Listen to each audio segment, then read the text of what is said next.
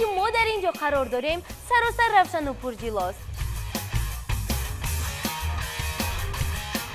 هر دو هم تیاری نقص دیدن میخواهند که این برنامه رو رنگین نمایند. صندلی را گرم سازید از علاو، شیر برنج و منتو و آشی پلاو. کیست آن کند ظفر در نبرد دشمنان ملتش؟ مخصوصا همین حکایه های شاهنامه ابوالقاسم فردوسی توجهی رو بیشتر جلب میکرد. پس از برنامه انگودی راستید خیلی کشاده شد.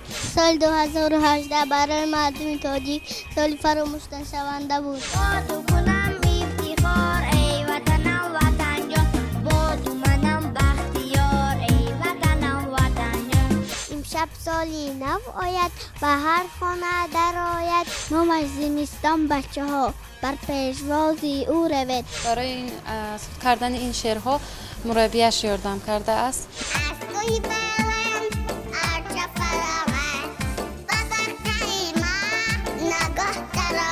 تاثیراتش زیادتر شد و شعرهای بسیار از خود نمود. خلیجش را تابتی اگر میکند بازی مجموعت سر. سالی نو سالی فراوانی شود، سالی لطف و سال احسانی شود. معلوم که بابا آب شد یا کفاکی آب شد.